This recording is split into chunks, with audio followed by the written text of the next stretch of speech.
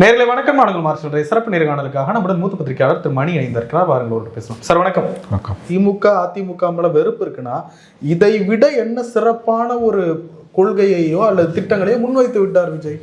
நல்ல கேள்வி மார்ஷல். இந்த கேள்வி திரும்ப திரும்ப பலரிடம் கேட்கும்போது அந்த பதில் ரொம்ப உங்கள் கேள்வி நியாயமானது. நானே இதை பலர்கிட்ட கேட்டிருக்கேன். அவங்க என்ன சொல்கிறாங்க, இவங்களை விட ஒரு மோசமாக இருக்க மாட்டாருங்க நம்புகிறோம். அப்படி மோசமாக இருந்தால் என்னங்க தப்பு? ரெண்டு பேரும் நான் பூசா ஒருத்தன் வந்து திருட்டுமேன்றோம். இது நல்ல மனநிலை இல்லை, நான் ஒத்துக்கிறேன். பட் அப்படி தானே அது இருக்குது. அவங்களால வந்து நான் ஏன் விஜயை தாங்கள் ஏன் விஜயை ஆதரிக்கிறோன்றதுக்கு கன்வின்சிங்காக ஒரு ஆன்சரை கொடுக்க முடியல. நம்ம ஒரு கட்டத்துக்கு மேலே அவங்கள வந்து அவங்க ஒரு கன்வின்சிங் ஆன்சரை நம்மக்கிட்ட கொடுக்குறாங்க. அதில் நம்ம கன்வின்ஸ் ஆகலைன்னா அவங்க என்ன பண்ணுறாங்க, ஒரு கட்டத்தில் ஆமாங்க அப்படி தாங்க இவங்க ரெண்டு பேரும் கொள்ளை அடிச்சாங்க, புதுசாக ஒருத்தர் வந்து கொள்ளை அடிக்கட்டும், என்னங்க குடிமொழிகிட்ட போகுதுன்றாங்க. அவங்க நம்ம சொல்கிறத கேட்டு கன்வின்ஸ் ஆக தயாராக இல்லை. இவரால் நிர்வாகத்தை கொடுக்க முடியாது, ஆனானப்பட்ட திமுகவாலேயே கொடுக்க முடியல. உலகம் பூரா இன்றைக்கி நல்ல நிர்வாகத்தை கொடுப்பது எல்லா கட்சிகளுக்கும் பெரிய சிக்கல் ஆகிட்டு இருக்கு. ஆனாலும் நான் விஜய்க்கு ஓட்டு போடுவேன். என்ன குடிமொழிகிட போது இவங்க செய்யாத என்ன பெரிய தப்பை அவர் செஞ்சுட்டு போகிறாரு. தப்பு செஞ்சாலும் இவங்க செய்கிற தப்பை தானே அவரும் செய்ய போகிறாரு. செஞ்சுட்டு போட்டுவேன். புதுசாக ஒருத்தன் வந்து ஓப்பனாக சொன்னான், ரெண்டு பேரும் திருடினா கொள்ளை அடித்தான், புதுசாக ஒருத்தன் வந்து கொள்ளை அடிக்கட்டுமேன்றாங்க. வெளிப்படையான ஸ்பீச் இது. இது சரி தப்புன்றது சப்ஜெக்டிவ். இப்படி தான் இருக்குன்னு நான், அது நல்லது கிடையாதுன்றது புரியுது. என்ன பண்ணுவீங்க? அது நல்லது கிடையாதுங்க. இவங்க ரெண்டு பேரும் ஓக்கியமாக மாறுவாங்கன்ற உத்தரவாதத்தை உங்களால் கொடுக்க முடியலல்ல. அப்புறம் புதுசாக வரவங்ககிட்ட அவன் என்ன ஓக்கியம், அவன் என்ன மாற்று சக்தின்னு கேட்குற தகுதியும் உரிமையும் நமக்கு எப்படி இருக்குது? நான் உங்களை சொல்லலை, விஜய் விமர்சிக்கிறவங்கள சொல்கிறேன். இது ரொம்ப வித்தியாசமான ஒரு சூழலுங்க. இல்லை, அதில் தான் என்ன சொல்கிறாங்க, பிஜேபி எப்படி ஆபத்தான பாலிடிக்ஸோ இப்படி அறியாமையில் போடுறதும் என்னென்ன தெரியாமல் புரியாமல் ஒரு முக ரசனைக்காக ஒரு இம்ப்ரெஷனுக்காக போடுறது ரொம்ப ஆபத்துன்றாங்க. அறுத்து எறியப்பட வேண்டிய ஆபத்து இல்லை. ஏன்னா விஜய் வந்து பிஜேபி மாதிரி ஆபத்தானவர் இல்லை. இந்திய அரசியலோட நம்பர் 1 ஆபத்து பிஜேபி. இல்லை சார், ஒரு விஷயத்தை அவர் கையில் கொடுத்தா அதை பயன்படுத்த தெரியணும்ல. இல்லை, நான் அதுதான் உங்களை கேட்குறேன். இந்திய அரசியலோட நம்பர் 1 ஆபத்து யார்? பிஜேபின்னு தமிழ்நாட்டில் அதிகமாக சொல்லுவாங்க. உங்களுக்கு இல்லையா அந்த எண்ணம்? நான் பத்திரிகையாளர் சார், சொல்ல முடியாது. நான் ஓப்பனாக சொல்கிறேன், தமிழ்நாடு இந்தியாவோட முதல் ஆபத்து பிஜேபி தான். வெளிப்படையாக சொல்லுங்கள். மதசார்பற்ற சக்திகள் எந்த திமுகவை நீங்கள் தலையில் தூக்கி வச்சு கொண்டாடுறீங்களோ அந்த திமுக தான் வண்டியை எதை வச்சு ஓட்டுடுது? பிஜேபி உள்ள வந்துடும், பிஜேபி உள்ள வந்துடும், பிஜேபி உள்ள வந்துடும் சொல்லி தானே ஓட்டுது.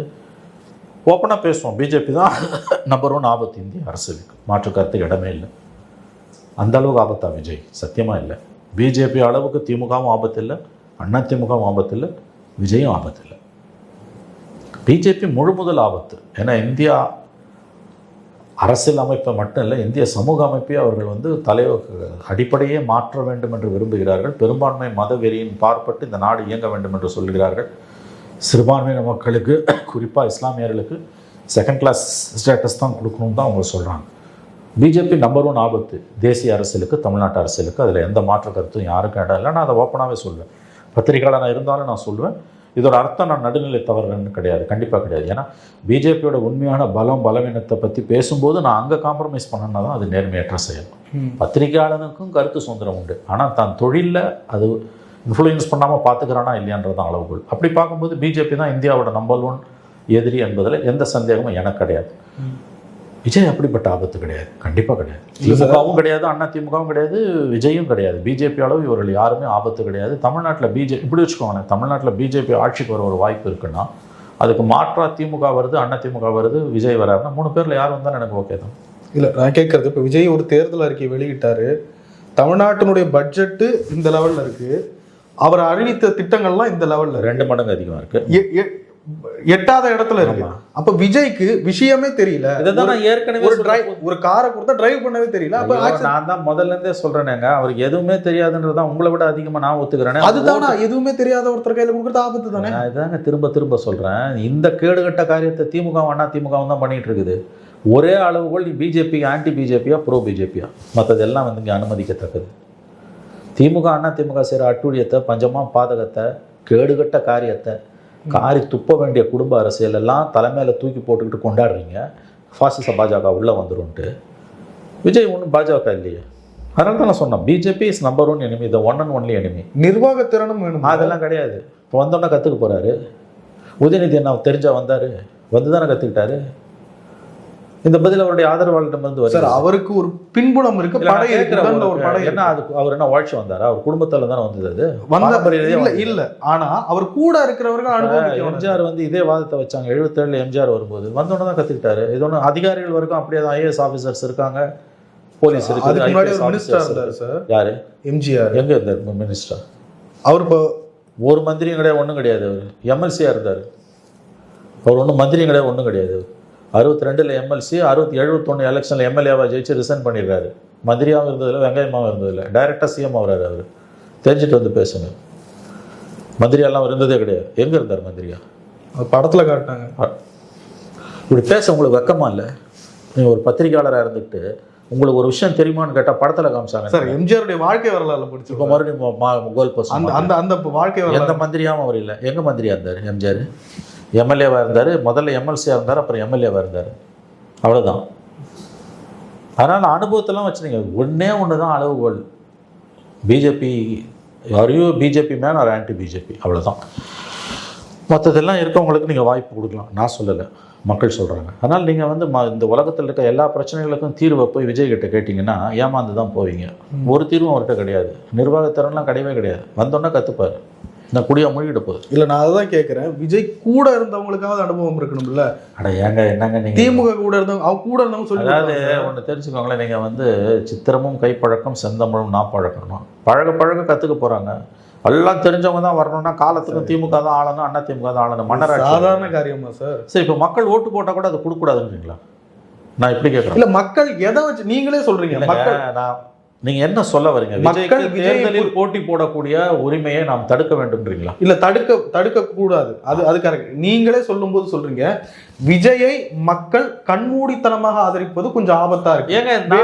ஏங்க நான் திரும்பவும் சொல்லுங்க, நான் சொல்ல வர பாயிண்டே உங்களுக்கு புரியலங்க. நீங்க திரும்ப வந்து அதே தப்பு பண்ணிட்டு இருக்கீங்க. மக்கள் இப்படி நினைக்கிறாங்க. மார்ஷல் கொடுத்துட்டு போகலாம். மக்கள் ஓட்டு போட்டால் நீங்கள் வேறு வழியே இல்லை, கற்றுக்கலாம், வந்து கற்றுக்க போகிறோம். மற்றவங்கெல்லாம் என்ன வந்து பிறக்கும்போதே நிர்வாகத்திறனோட வந்துட்டாங்களா? இப்படி தான் இருக்குது நாடு. அவர் ஆதரிக்கக்கூடியவங்க கிட்ட நீங்கள் பேசுனீங்கன்னா அவங்க சொல்லக்கூடிய வாதங்கள் இது. Fine, this is democracy. அப்போ புதுசாக இருக்க கட்சியை ஆட்சிக்கு வரக்கூடாது, அவங்களுக்கு ஒரு இன்குபேஷன் பீரியட் வைக்கணும்னா நம்ம சட்ட திருத்தத்தை கொண்டு வரணும். அரவிந்த் கெஜ்ரிவால் வரும்போது அவருக்கு என்ன இருந்தது? டெல்லியில் அரவிந்த் கெஜ்ரிவால் வரும்போது பிஜேபி காங்கிரஸ் 2 பேரும் வீட்டுக்கு அனுப்பிட்டு அவர் வராரு. 2 வருஷம் 2 டேர்ம் பிரமாதமாக ஜெயிச்சார். அப்புறம் ஊழல் குற்றச்சாட்டில் சந்தி சிரித்து நாரி போச்சு அவருக்கு. அதை அது மாதிரி தான் வாய்ப்பு கொடுத்தீங்கன்னா எவன் நல்லவன் எவன் கட்டவன் தெரிய போகுது. உங்களுக்கு வந்து யோக முகம் முடி கிழிய போகுது. அதுக்கு முன்னால் எதுக்கு இவ்வளோ குதிக்கணுன்ற நான் வாக்களிக்கிற மக்களை இழிவுபடுத்தாதீங்க, நான் தான் சொல்லுவேன். இல்லை, நான் கேட்குறது இப்போ நிர்வாக திறன் இல்லாத சில அரசுகள் எப்படிப்பட்ட நிலையை மக்களுக்கு உண்டாக்கணும் என்பது நமக்கு தெரியும். ஸ்ரீலங்காவில் எப்படி வந்தது, கவர்மெண்ட்டு எப்படி சரியில்லாமல் போய் இங்கே அப்படிப்பட்ட ஒரு நெருக்கடி வந்துருச்சுன்னா ஏங்க இது ரொம்ப அதீதமாக நீங்கள் மக்கள் மேலே நம்பிக்கை இல்லாதவர்கள் தான். இப்படி திமுக அண்ணா திமுகவுக்கு சிந்தனை அளவில் விலை போனவர்கள், கட்டுண்டவர்கள், கொத்தடிமைகள், சிந்தனை கொத்தடிமைகள். திமுக அண்ணா திமுகவுக்கு சிந்தனை அளவில் கொத்தடிமையானவர்கள் தான் இப்படிலாம் யோசிப்பாங்க புதுசாக ஒரு பிளேயரை பார்த்து. அப்போ ஜனநாயகத்தோட அர்த்தம் என்ன? அப்போ தைரியம் தான் சொல்லு. ஒருத்தன் வந்து மந்திரி ஆகணும்னா அவன் குறைஞ்சது 2 டேர்ம் அது எம்எல்ஏவாக இருந்திருக்கணும். அப்படிலாம் நம்ம சட்டத்தில் திருத்தம் கொண்டு வரணும்னு சொல்லு. உன் ஜனநாயகம் என்ன சொல்லுதோ அதை நீ மதிக்க மாட்டேன்ற. உடனே ஸ்ரீலங்காவுக்கு போயிட்டா, பங்களாதேஷுக்கு போயிட்டீங்க, துபாய்க்கு போயிட்டீங்கன்னா இன்னைக்கு மக்கள் மத்தியில் செல்வாக்கு இருக்கா இல்லையா அதை சொல்லுங்கள். விஜய்க்கு நீங்கள் சொல்லுங்கள், நான் உங்களை கேட்குறேன். செல்வாக்கு இருக்குது சார். சரி, நாளைக்கு அந்த செல்வாக்கு ஓட்டாக மாறுதுன்னு வச்சுக்கோங்களேன். ஓட்டாக மாறி அவர்களுக்கு தனி மெஜாரிட்டி வந்து அவங்க ஆட்சி அமைக்கிறாங்கன்னு வச்சுக்கோங்களேன். உங்களுக்கு அதில் என்ன ஆட்சேபனை? ஜனநாயக முறையில் தேர்ந்தெடுக்கப்பட்ட ஒரு அரசு அது அப்படி கூடாதுன்னு நீங்கள் சொல்ல வரீங்களா? எதாக இருந்தாலும் ஓப்பனாக பேசுங்க. எதுல தயங்குறீங்க? கூடாதுன்னு சொல்லல, எல்லாரும் சரியான மனநிலையில இல்ல, கண்மூடித்தனமா இருக்காங்க. அதை நீ சொல்ல, நீங்க யாரு தீர்ப்பு சொல்ல? நீங்க யாரு? உங்களுக்கு எல்லாம் தெரியுதோ? திமுக ஆதரிக்கிறவன்லாம் மன ஆரோக்கியம் உள்ளவன், விஜய் ஆதரிக்கலாம் மனநோயாளியா? சார் நீங்களே சொன்னீங்க விஜய் வேட்பாளரே தெரியாம. அட நான் சொல்ல வரதே உங்களுக்கு புரியலங்க. இப்படித்தான் இது இருக்குன்னா ஜனநாயகம் கொடுக்குற வேற அது, ஜனநாயகத்தோட வேற அதை ஏத்துக்கிட்டு போறதை தவிர உனக்கு எனக்கு வேற வேலை இல்லைன்றான். அல்லது ப்ராசஸ்ல இருந்து வெளியில போ, எல்லாருக்கும் ஓட்டு உரிமை கொடுக்கூடாதுன்னு சொல்லு. அல்லது குறைஞ்சது 2 தேர்தலில் ஒருத்தன் நின்று ஜெயிச்சாதான் அவன் மந்திரி ஆக முடியும், 3 தேர்தலில் ஜெயிச்சாதான் சிஎம் ஆக முடியும்லாம் நீ சொல்லுவோம், கொண்டு வா. எம்ஜிஆர் வரும்போது என்னங்க இருந்தது அவருக்கு? இந்த அத்தனை வாதமும் எம்ஜிஆருக்கு வைக்கப்பட்டது 77. உடனே எம்ஜிஆர் விஜய் ஒன்று அப்படி போவாதீங்க, அது முட்டாள்தனமான கம்பேரிசன். 77 எம்ஜிஆர் ஜெயிச்சு வரும்போது இப்போ நீங்கள் கேட்குற அத்தனை கேள்விகளும் அன்னைக்கு இருந்த அறிவுஜீவிகளும் திமுகவோட கொத்தடிமைகளும் அதை கேட்டாங்க. 10 வருஷம் அதிகாரத்தில் இருந்தார். உயிரோடு இருந்த வரைக்கும் திமுகவால் ஆட்சி கட்டில் அருகில் கூட வர முடியல. என்ன இருந்தது எம்ஜிஆருக்கு வரும்போது? கூத்தாடினாங்க திரும்ப திரும்ப. ஜெயலலிதா ஜெயிச்சு வரும்போது ஜெயலலிதாவை பேசாத பேச்சா? கெஜ்ரிவால் என்னங்க அவர்? கெஜ்ரிவால் பெரிய புரட்சி, பிஜேபி காங்கிரஸ் 2 பேரும் தூக்கி அடித்தார். என்டி ராமாராவ் வரும்போது என்ன இருந்தது? ஆகவே இந்திய ஜனநாயகத்தில் இதற்கான உதாரணங்கள் இருக்கிறது. மக்கள் தீர்ப்பு, மகேசன் தீர்ப்பு, நம்ம அதை ஏற்றுக்கணும். மக்கள் என்ன முடிவு பண்ண போகிறாங்கன்றது நமக்கு தெரியாதனால அது தான் தெரிய போகுது. அதுக்கு முன்னால் எதுக்கு விஜயோட தகுதியை பற்றி, தாரதமியத்தை பற்றி நம்ம கவலைப்படணும்? நீங்கள் கவலைப்பட வேண்டியது ஒரே ஒரு விஷயம். விஜய் மாதிரியான ஒரு புது பிளேயருக்கு, எந்த அனுபவம் இல்லாத ஒரு சினிமாக்காரனுக்கு இவ்வளோ தூரம் மக்கள் மத்தியில் செல்வாக்கு கூடுதுன்னா அது எக்ஸிஸ்டிங் பிளேயர்ஸாக இருக்க திமுக, அதிமுக செய்த பெரிய பாவம், பிழை, ஊரை கொள்ளடிக்கிறது, குடும்ப அரசியல் பண்ணுறது, அதை நியாயப்படுத்துறது, எல்லாத்தையும் நாங்கள் பண்ணுவோம். விஜய் வரக்கூடாதுன்னா அந்த காலம்லாம் மலையேறிடுச்சு மகனே. மக்கள் இன்னைக்கு காரி தூக்குவாங்க. விஜய் நிறைய ஒழுங்காக இருந்தால் விஜய் மாதிரி ஒரு ஃபோர்ஸ் வர வாய்ப்பே இல்லை. விஜய் மாதிரி ஒரு ஃபோர்ஸ் வருதுன்னா அது உணர்த்தக்கூடிய நம்பர் 1 பாலப்பாடம், நீங்கள் ஒழுங்காக இல்லை, நீங்கள் ஊரை கொள்ளடிக்கிறீங்க. விஜய் நிறைய இடங்களுக்கு போன இடங்களில் கொஞ்சம் வாக்கு சதவீதம் உயர்ந்திருக்கலாம். பல இடங்களுக்கு போகலை. அந்த மக்கள் எல்லாம் கோபத்தில் இருப்பாங்க. கோபமாக தாபமாதுங்க. அவரையெல்லாம் எல்லா இடத்துக்கும் போக முடியாது. அவரை ஓட்டு போடுறாமல் அவரை பார்க்கணும்லாம் நான் விரும்பலைன்றோம். அவர் வந்தாலும் வராட்டியும் ஓட்டு போடுவாங்க. அது ஒரு வித்தியாசமான அரசியலாக இருக்குது. அவரால் எல்லா இடத்துக்கும் போக முடியல. அது கூட இப்போ எலெக்ஷன் கமிஷன் கண்ட்ரோலில் போனதால தான் அனுமதி கிடச்சிது. இதே சென்னை மாநகரத்தில் இன்றைக்கி எலெக்ஷன் கமிஷன் கண்ட்ரோலில் போலீஸ் இருக்கிறதால தான் இன்றைக்கி அவருக்கு அனுமதி கிடச்சிது. இல்லாட்டி அனுமதி கொடுத்துருக்க மாட்டான். அப்போ ஒரு லெவல் பிளேயிங் ஃபீல்டே அவருக்கு இல்லை. ஆனால் நீங்கள் இப்போ ஒரு பந்தை அடிக்க அமுக்க அது மேலே எழும்பும். அதான் நடந்துகிட்டு இருக்குது இன்றைக்கி. மக்களே இறுதி எஜமானர்கள். மக்கள் சொல்கிற தீர்ப்பை ஏற்றுக்கோங்க, அவ்வளோதான். அவர் தப்பு பண்ணாருன்னா தூக்கி அடிக்க போகிறாங்க. ஆனால் அனுபவத்தோடு தான் ஒருத்தன் வரணும்னா அதெல்லாம் அயோக்கியத்தனமான பேச்சு. ஜனநாயகத்தில் அதுக்கெல்லாம் எந்த விதமான அளவுகோலுமே கிடையாது. ஒரு அரசியல் கட்சி தலைவராக விஜய் உழைக்கவே இல்லை கடுமையா அப்படின்ற ஒரு விமர்சனம் இருக்குது. அந்த விமர்சனம் கன்வென்ஷனல் சென்ஸில் பார்த்தீங்கன்னா கரெக்டு தான். 2 வருஷம் தான் ஆகுது, வெளியிலே வரல, முக்கியமான பிரச்சனைகளில் கருத்தே கிடையாது. அதெல்லாம் உண்மை தான், ஃபைன். ஆனாலும் ஜனங்க ஏற்றுக்கிறாங்கல்ல, கரெக்டுங்க, உழைக்கலைங்க, சோவாட். மீடியா கிட்ட பேசலாம். ஆமாம், நான் எதுக்கு உன்னை பேசணும்? நான் இன்ஸ்டாவில் பேசிக்கிறேன். தேர்தல் அறிக்கை வெளியிடும் போது எல்லா கட்சியும் மீடியாவை கூப்பிட்டு சொல்லுவாங்க, கேள்வி கேட்பான் மீடியா. தேர்தல் அறிக்கையில் எவ்வளோ எப்படி செய்வேன் என்ன இது. டாஜ் கவர்மெண்டில் தேர்தல் அறிக்கை வெளியிடுறாங்க. கார் ஷெட்டில் ஸ்க்ரீனை போட்டு 4 சேரை டேபிளில் போட்டு உட்கார வைக்கிறோம். எதுக்கு மீடியா போகுது? மானங்கட்ட மீடியா ஏன் போகுது? உனக்கு ரேட்டிங் எது? உனக்கு டிஆர்பி, உனக்கு காசு, நொடிக்கு நொடி உனக்கு காசு. விஜயை போட்டால் விஜய் உன்னை மதிக்கவே இல்லை. மதியாத தலைவாசல் மிதியாமை கோடி பெறும் அவை. நீ எதுக்கு போய் டாஜ் கவர்மெண்டில் அண்டர் கிரவுண்டு கார் பார்க்கிங்கில் உட்கார்ற? வெக்கமாக இல்லை உனக்கு? இது வரைக்கும் எந்த கட்சியாவது உங்களை அப்படி நடத்திருக்கோம்? எதுக்கு இந்த மானங்கட்ட மீடியா போய் நிற்குது? போய் 50 ஓபி வேனை வச்சு ஏன்டா கவர் பண்ணுறீங்க?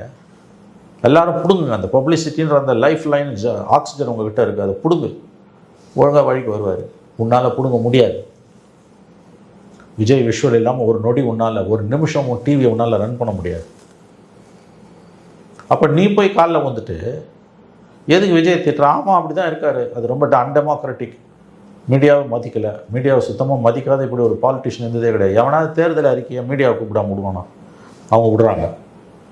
நீ வெளில வர வேண்டியதானே? நீ எதுக்கு போய் ஒண்டிக்கிட்டு போய் கேட்குற? காலையில் வீட்டில் புறப்பட்டாருன்னா 4 மணிக்கு கூட்டம்னா 6 மணிலேருந்து எதுக்கு லைவ் அடிக்கிற? அவர் வேனு பின்னாலே ஏன் ஓடுற? கேட்டுக்கே ஃபோக்கஸ் பண்ணுற. எல்லா கேடுகட்ட காரியத்தை நீ பண்ணிவிட்டு அப்புறம் விஜயை பற்றி நீ தான் விமர்சனம் பண்ணுறது மீடியா? உனக்கு அது ரேட்டிங் தானே? திமுக ஆதரவு சேனல்கள், திமுக ஃபேமிலியால் நடத்துகிற சேனல்கள் விஜயை வச்சு கல்லாக கட்டுதில்ல. அப்போ அந்த மானங்கட்ட பொழப்பு பொழிச்சு எதுக்கு விஜயை நீ விமர்சனம் பண்ணுற? உனக்கு என்ன தகுதி இருக்குது? இதை தானே விஜய் ஆதரிக்கிறவங்க கேட்குறான். அது நியாயமான கேள்வி தானே? விஜய் தாறுமாறாக விமர்சனம் பண்ணுறேன்னா உன் டிவியில் நீ விஜயை போடக்கூடாதுன்னா உன்னை அழைக்காத இடத்துக்கு நீ போகிறல்ல, அது நிறுத்து. உனக்கு விஜயால் வரக்கூடிய காசும் வேணும். விஜய் வளர்றது உனக்கு பிடிக்கல, அப்போ விஜயை திட்டி அந்த அரிப்பையும் நீ சொரிஞ்சுப்ப. இது என்ன கதை? அதான் மக்கள் இந்த மீடியா மேலே காரி துப்புறாங்க. அவர் எனக்கு மீடியாவே வேணான்ட்டார். வாங்கடா நீங்களும் உங்கள் மீடியாவே, எனக்கு மீடியாவே வேணான்ட்டார். இது ஒரு புதுவிதமான அரசியல். இது ஆபத்தான அரசியல். ஒரு மீடியா பர்சனாக எனக்கும் உங்களுக்கும் இது எவ்வளோ ஆபத்துன்றது தெரியும். நமக்கு மட்டும் இல்லை, சமூகத்துக்கு ஆபத்து. ஏன்னா மீடியான்றது தான் வந்து உனக்கு வந்து சமூகத்தோட உரையாடுவதற்கான ஒரு பாலம். எனக்கு அந்த பாலமே வேணான்றாரு அவர். நான் டைரெக்டாக பேசிக்கிறேன் போடான்றாரு. எதுக்கு போய் மானம் கட்டு உட்கார்ற? தாஜ் கவர்மெண்டல் ஹோட்டலில் 800 பேர் உள்ளே உட்காந்துருக்கான் பால் ரூமில். மீடியா வழக்கமாக எத்தனையோ ப்ரெஸ் மீட் நான் அட்டன் பண்ணியிருக்கேன். அதே தாஜ் கவர்மெண்டலில் எத்தனையோ தேர்தல் அறிக்கை எத்தனையோ கட்சிகள் வெளியிடுறது அட்டன் பண்ணியிருக்கேன். மீடியாவுக்கு ஃப்ரண்ட் ரோவில் ஒரு 5 ரூபா கொடுத்துருப்பான். முதல்ல மீடியாக்கிட்ட தான் வந்து தேர்தல் அறிக்கை கொடுப்பாங்க. அப்புறம் அது முடித்தோன்னா வந்து ப்ரெஸ் மீட் நடக்கும். தலைவரே பேசுவார். என்னென்ன இப்போ கலைஞர்னா கலைஞர் பேசுவார், ஜெயலலிதானா ஜெயலலிதா பேசுவாங்க, ஸ்டாலின்னா ஸ்டாலின் பேசுவார், எடப்பாடினா எடப்பாடி பேசுவார், சீமான் கூட பேசினார். கேள்விகள் கேட்பாங்க, இந்த மாதிரிலாம் திட்டங்களுக்கு எங்கெந்த நிதி வரும் என்னன்னு. எதுவுமே இல்லை, எதுவுமே இருப்பதுக்கான வாய்ப்பும் இல்லை. ஆனால் உன்னை உள்ள அந்த ஹால் உள்ளே விடலை. இந்த மானங்கட்ட பொழப்பு தேவையா மீடியாவுக்கு? எங்களை ஏன் நீ மீடியாவை தேர்தல் அறிக்கை வெளியிடக்கூடிய ஃபங்க்ஷனில் எங்களை ஏன் நீ விடலைன்னு ஒருத்தன் கூட அப்ஜெக்ஷனை ரைஸ் பண்ணலை, ரெஜிஸ்டர் பண்ணல. அதை ஒரு செய்தியாக எந்த மீடியாவும் வெளியிடல. கவனிங்க, தேர்தல் அறிக்கை வெளியிடக்கூடிய ஃபங்க்ஷனில் மீடியா நாட் அலவுடுன்றத ஒரு செய்தியாக கூட எந்த மீடியாவும் வெளியிடல. அச்சு மற்றும் காட்சி ஊடகங்கள் 2 பேருமே. ஈவன் நீங்கள் சொல்லி தான் எனக்கே தெரியுது. உண்மை மார்ஷல். கடந்த காலங்கள் இப்படி நடக்கும்போது மீடியா பதிவு பண்ணும் செய்தியாளர்கள் அனுமதிக்கப்படவில்லைன்னு. டிவியில் சொல்லுவான், பிரிண்டில் அடுத்த நாள் பிரமாதமாக அதை எழுதுவான். தனி ஐட்டமாக பாக்ஸ் ஐட்டமாக வரும், டபுள் காலம் நியூஸாக வரும், மீடியா நாட் அலவுடுன்னு. உடனே எதிர்ப்புகள் வரும். அடுத்த நாள் தலைவர்கள் மன்னிப்பு கேட்பாங்க, கூப்பிட்டு பேசுவாங்க. தாங்கள் இழிவுபடுத்தப்பட்டதை பதிவு செய்ய வேண்டும் என்ற குறைந்தபட்ச சுயமரியாதை கூட தமிழ்நாட்டு மீடியாவுக்கு இல்லாமல் போச்சு. தாஜ் கவர்மெண்டெல்லாம் உள்ள அலவுடு நாட் அலவுடு கீழே கார் ஷீட்டில் போட்டான்றது உங்களுக்கு எப்போ தெரியும்? நான் சொல்லி தானே தெரியும். அந்த நியூஸை எந்த மீடியாவும் தங்களை அனுமதிக்கவில்லை என்பதை எந்த மீடியாவும் அச்சு மற்றும் காட்சி ஊடகங்கள் பதிவு செய்யவில்லை என்பது இப்போ நான் சொல்லி தான் உங்களுக்கு தெரியுது. மக்களுக்கு எப்போ தெரியும்? உங்களுக்கு எப்போ தெரியுது? நான் மீடியாவில் இருக்கவங்களுக்கு. அது இப்படிப்பட்ட ஒரு புது விதமான அரசியல்வாதியுடன் தான் நாம் பயணித்து கொண்டிருக்கிறோம். இது நாட்டுக்கு நல்லதானா? நல்லதெல்லாம் கிடையாது. அது என்ன சந்தேகம்? அந்த கேள்வியே தப்பு. நீங்கள் கேள்வி கேட்டு அதுக்கு பரிமையில் எடுக்கிற பொழிப்புரை எழுதி தான் அதை புரிஞ்சுக்கணும்னு அவசியமே கிடையாது. ஒரு அவசியமும் கிடையாது. அப்படி தான் இருக்குது. என்ன பண்ண முடியும்? இன்னும் ஒரு கேள்வி சார். விஜய் அவர்கள் ரொம்ப ஆக்டிவான பாலிடிக்ஸில் இந்த நாட்களில் இருந்துக்கிட்டு வந்தார்.